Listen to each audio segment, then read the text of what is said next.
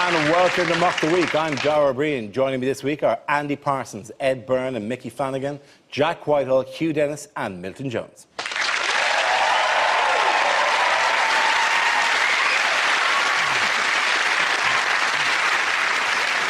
start with a round called Headliners. Here's a picture of the Communities and Local Government Secretary Eric Pickles with his boss. But what does PIBC stand for? Is it his list of priorities? Is it pies, ice cream, burgers, communities? Is it perhaps pressure intense, belt collapsing? Or pickles increases to bigger cup size? Is it pelican impersonation bemuses Cameron? Is it what happens when one of them goes back to the Stone Age and starts investigating crime in PIBC?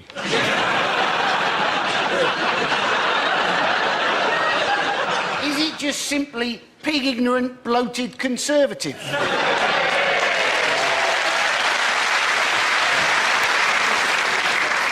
What if I wrecked your world and said it's nothing to do with Pickles' weight? So are you trying to tell me it is not politician impersonates bouncy castle? He's not, please, I'm begging, chocolate.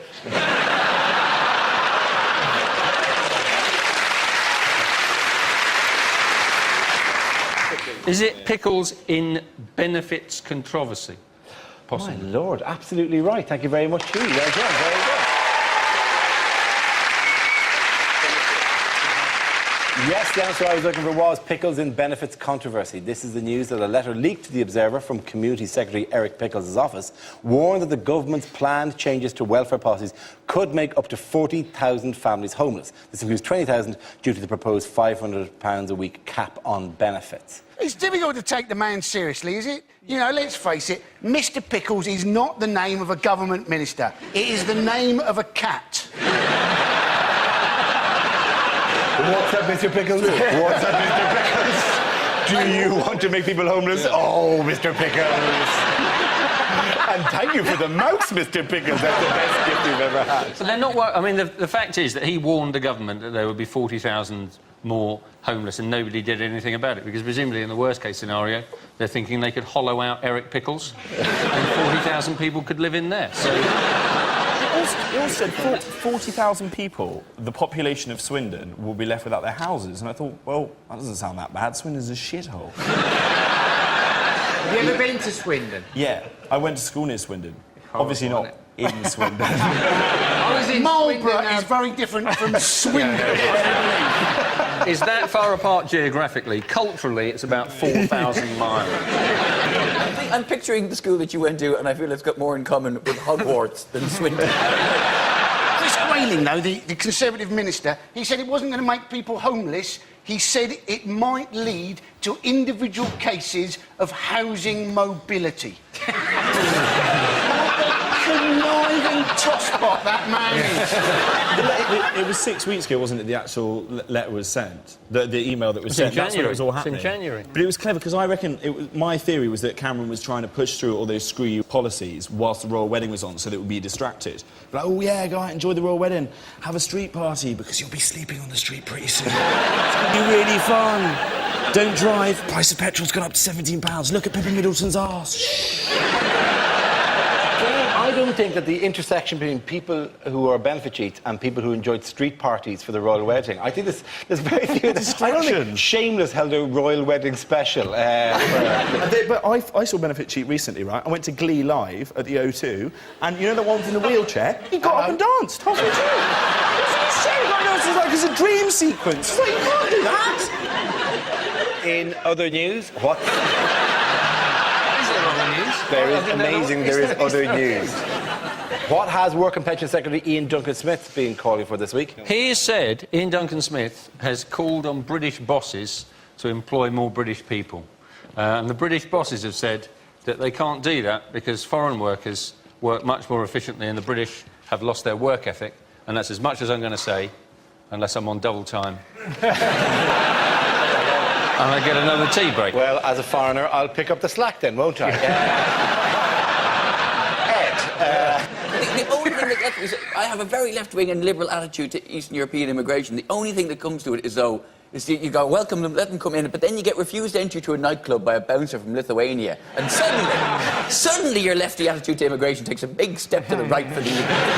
It's not just bouncers from Lithuania who turn you away, though, is it? Well, here's the thing. Every bouncer on every nightclub door in Dublin now, it seems, are from Eastern Europe. And Eastern European bouncers, they're hard-working, they're conscientious, but they don't watch Mock the Week, right? It means nothing trying to get into a nightclub in Dublin. And then you hate yourself for the stuff you come out with. Lefty liberal going, what do you mean you won't let me in? We let you in. I had a letter published in the Daily Mail last week saying that a lot of Russian women get into this country inside other Russian women. It's true when Eastern Europeans, they are very keen to work, aren't they? Yes. I mean, as an example, right, there was a Serbian and a Czech who were able to win the Wimbledon Championship in 2 weeks, whereas a British person with the same qualifications has been unable to do it for 75 years.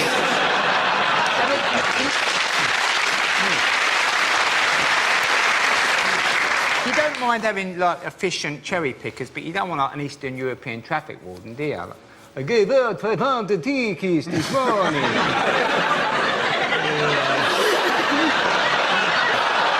I gave out 500 tickets this morning. I need to drink some beer. What one does he go, I grew up on Dracula films. parking ticket. You cannot park here. No parking in this area. Sorry, is that Dracula or Bob Dylan? You cannot park here.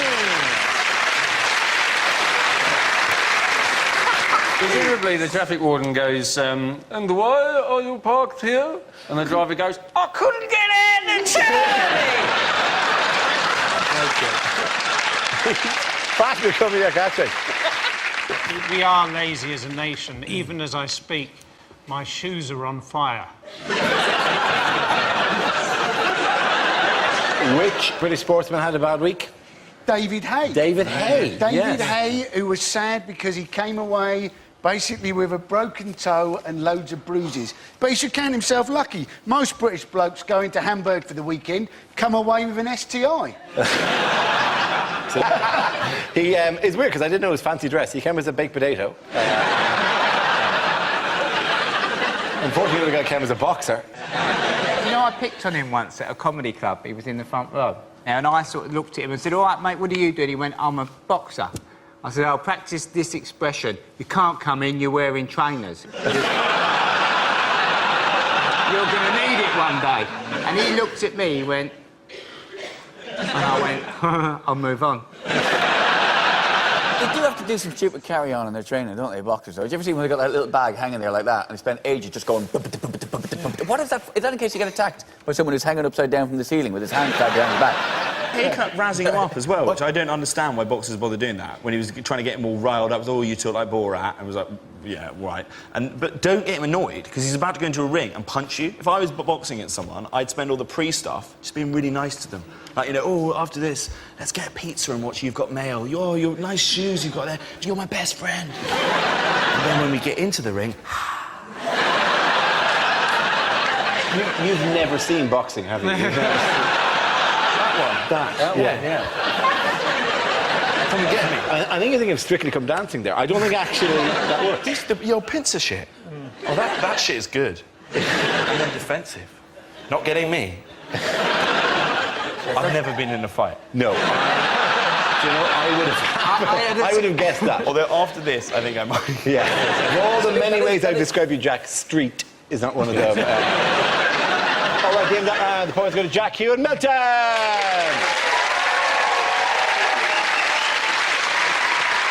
Now we play a round called JK Rolling in the Aisles. This game involves Andy, Milton and Mickey, so if you could make your way to the performance area, please. This round is a stand-up challenge. I launched a wheel of news, and whoever chooses to stop, one of our performers must step forward and talk about that subject. The winner is whoever I think is the funniest.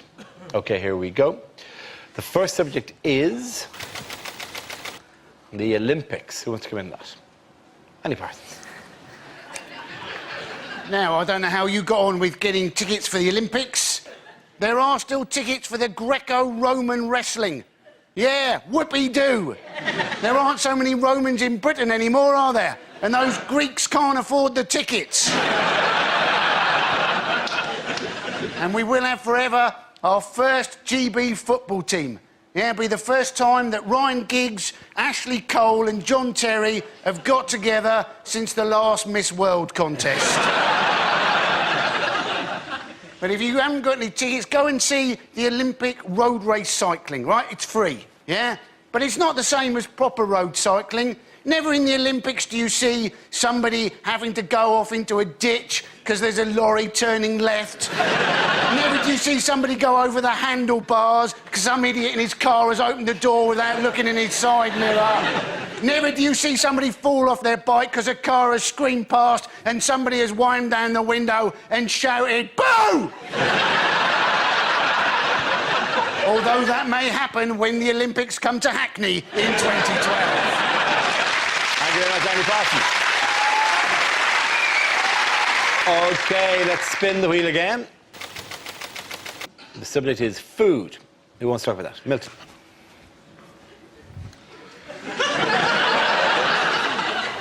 I went for an Italian recently. Well, he was annoying me. Incredible to think, isn't it, that every single Scotsman started off as a Scotch egg.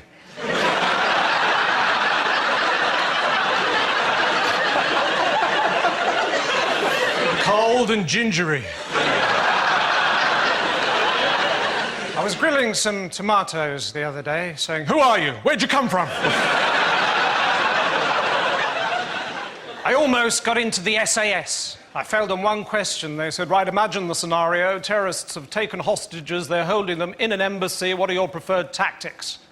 I said, I like the orange ones.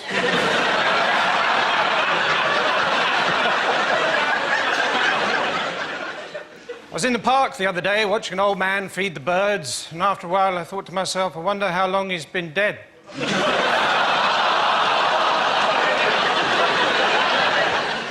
When the boys in the playground found out that I had a potentially fatal allergy to peanuts, they used to shove me up against a wall and make me play Russian roulette with a bag of Revels.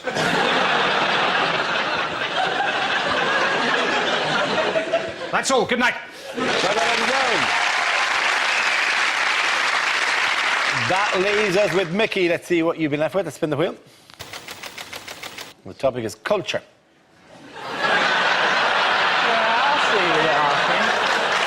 Yeah, there we go. Look.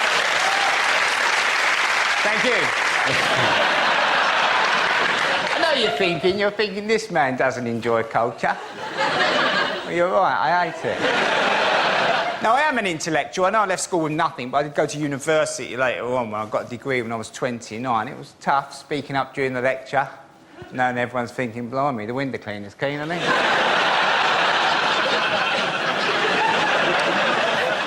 But when I came out, when I got the degree, I thought, that's it, I'll be interested in things now, won't I? It's all going to be fine. So I thought I'll go back to the art galleries again. Went into the art gallery. I don't like art galleries. I'm never quite sure how long you're supposed to look at the pictures for. I should give you a bit of guidance, you know, because I can crack on in a gallery, I really can. 3 or 4 minutes. Boss, that's not bad, that's not bad, that's not bad. Just mess that up. I can be over by the door in about 5 minutes. The wife's crying at a Matisse. Come on, love, there's a Wetherspoons round the corner. But the other thing is, you've got to enjoy looking at other cities, apparently. The city break, does it actually exist, the city break? Is it a real thing? Went with the wife to Prague the other week, and she said, after a couple of days, she said, are you enjoying yourself? I said, yeah, I've just paid 15 quid for 2 cups of coffee. But at least we've got that bridge to walk over again. Because I've never done that before. Or maybe we could go to the castle. Thank you very much. Point at the end of that round goes Andy and Mickey.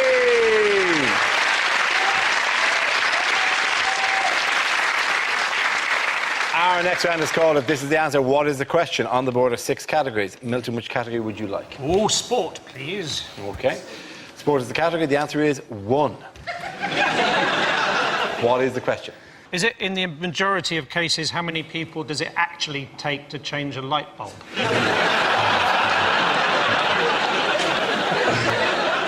Is it what would I give Keira Knightley?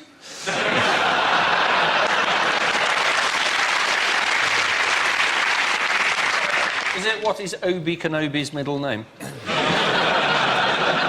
Is it if you asked one of the cast members of Geordie Shore to count to 10, at what point their head would explode? Is it how many hairs does Wayne Rooney have left on his arse? Is it the average number of times a bag for life is used?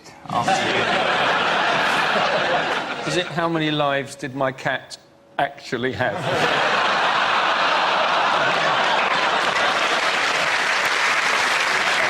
Is it what was Adam and Eve's postcode? Is it the number of Father's Day cards that Prince Charles normally gets?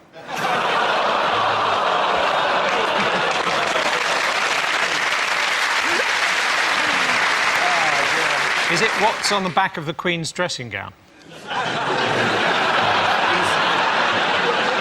You're going to have to give us more. Sport? Is it Sport. What score do you need to get to beat someone who scored nil? It's the story about Nadal getting beaten by Screech from Saved by the Bell. I think I know what it is. It's not about being world number one. No. I think then it is about... Djokovic has only lost one match, hasn't he, in a year or something? That's it, very, very good. Well done, thank you very much. That's it. Yeah. Yes, the question I was looking for was how many matches has new Wimbledon champion Novak Djokovic lost this year? In an incredible run of form, culminating in his victory in the Wimbledon men's singles final, Djokovic has won 48 of the 49 matches he has played this year. As well as winning Wimbledon, the Serbian has this week been named as the world's #1 player. You watching it? Did you enjoy it? Yeah, I hate tennis. I've got a real chip on my shoulder about tennis. They never came to our school asking if we want to be ball boys. Where is your Probably school? wouldn't have lasted very long, though, to be honest with you. Oh, come on, mate. Do you want me to lower the net a little bit for you? See if you get it through this smoke ring. It's a difficult journey to get to Wimbledon, actually. Underground, overground.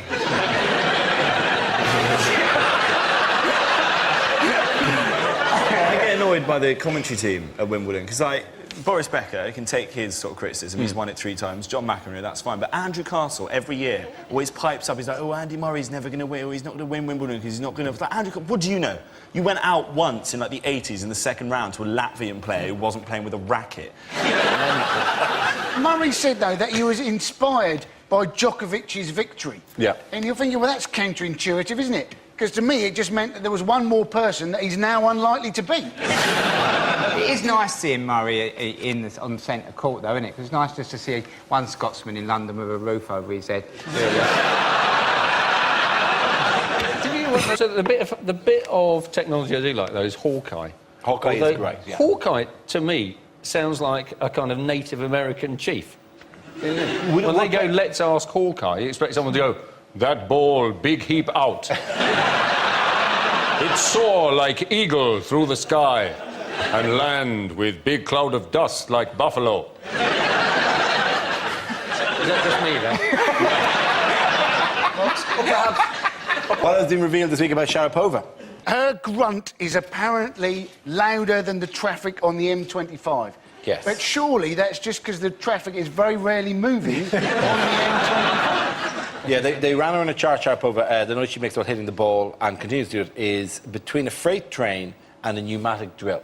That would be really good if you could tape that and just put about 50 of them together and just put it on in your bedroom really loud.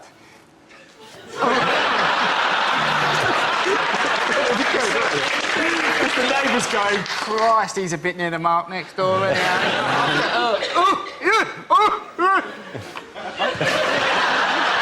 It depends who you're with, but I've never been someone who sounds like they're hitting a tennis ball. Have you ever...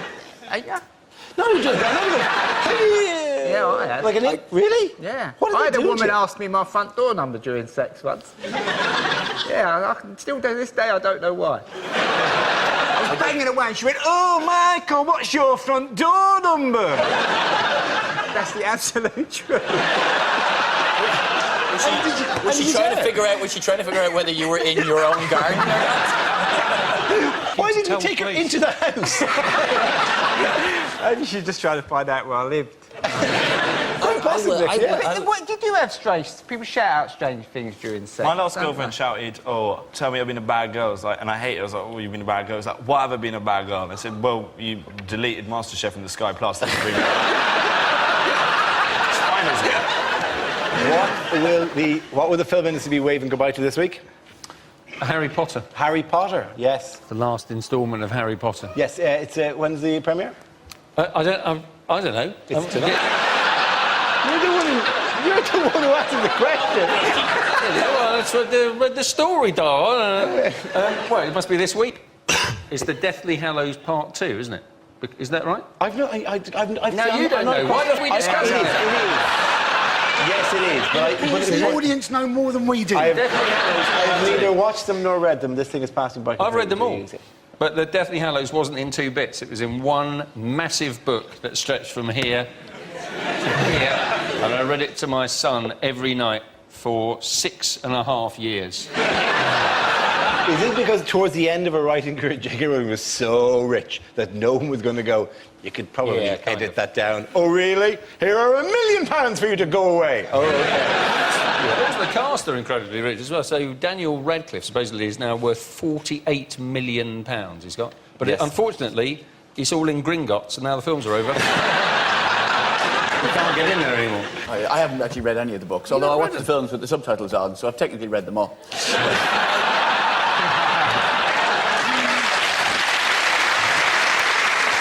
There was an interview with Daniel Radcliffe, though, Yeah. and he was talking about the fact that he's teetotal now.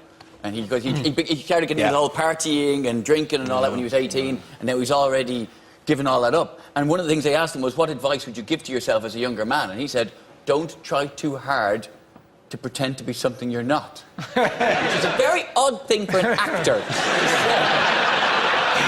You know, I mean, he's not a fucking wizard. You know? Daniel Radcliffe has £48 million apparently in the bank, but he has said it's not for fast cars and hookers. needs a yes, fast it is. car? What are you going to do? Start an institute? What are you going to do? Just stop now as well. I want to see what the next stage is because they've had them at school. I want to see them now, like gap year. I also want to see Harry Potter doing his UCAS because I know even though he did all that stuff, it still would have got screwed over by UCAS. I mean, oh yeah, you've defeated Slytherin, you've won the Quidditch Cup 4 times, but unfortunately you didn't do D of E, so you can't come to Birmingham Polytechnic. Everyone gets screwed over by it. There's some people that didn't get into their first choice universities.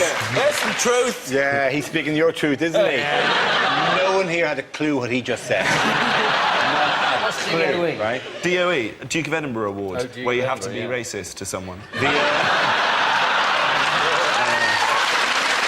the end of the point, go to Jack Hewitt-Milton. Now we come to scenes we'd like to see. So if everyone can make their way to the performance area, please. I'll read out this week's topics and then we'll see what our panelists can come up with. OK, here we go. The first subject is unlikely questions from this year's exams. Discuss the metaphysical meaning of the following poem. My friend Billy has a 10-foot willy.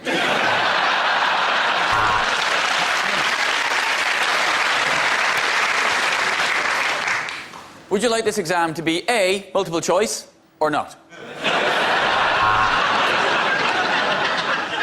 The Bronte sisters. Shag, marry, push off a cliff.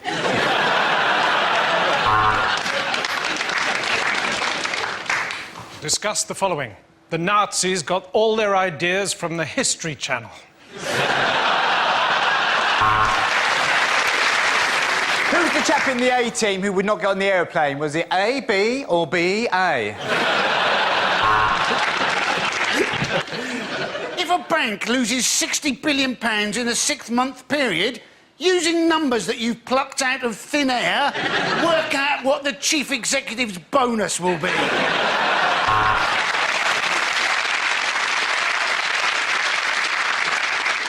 Napoleon, a small man or a long way away?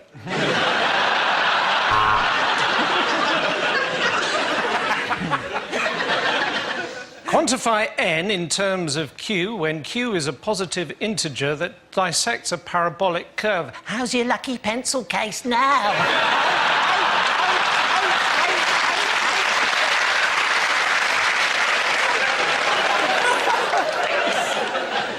What's the name of that round thing that they throw in the Olympics? Discuss. Poetry. Is it all a bit gay? Draw a diagram of the genitalia of the male elephant. Use all 30 sheets of paper provided.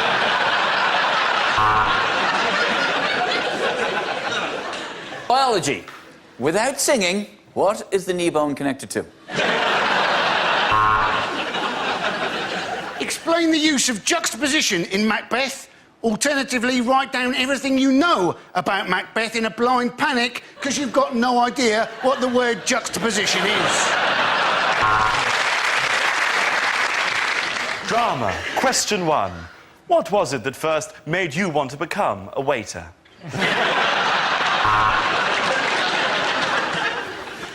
What is your PIN number? OK, the next topic is unlikely things to read on a motorway sign. For Middlesbrough, take the exit marked hell and then lose the will to live. Accident. You were one. Love, Mum and Dad.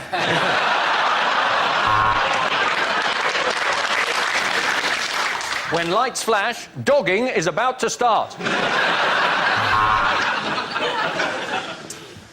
There may be trouble ahead. Prepare to face music and dance. You are now 200 metres beyond the junction that your piece of shit sat-nav is telling you you're approaching now. For those of you looking for more safety tips, text now. Beware, giant scissors coming towards you along the dotted lines.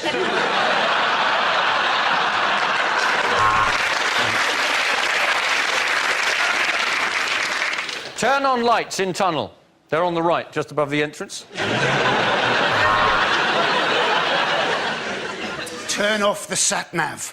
Use the force, Luke.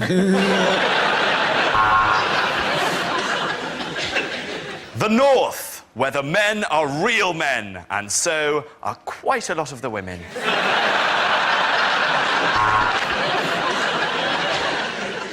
If you can taste this sign, it means you've crashed into it.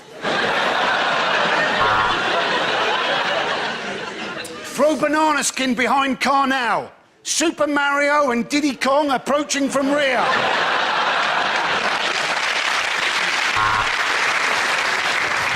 There was a young man from Preston who tried to drive to Heston. The sign wouldn't rhyme and he ploughed into the back of a juggernaut.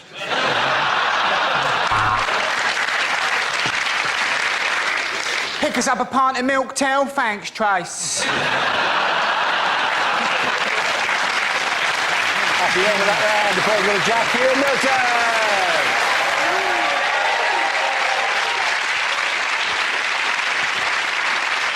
And that's the end of the show. This week's winners are Jack Whitehall, Hugh Dennis and Milton Jones. Commiserations to Annie Parsons, Ed Byrne and Mickey Flanagan.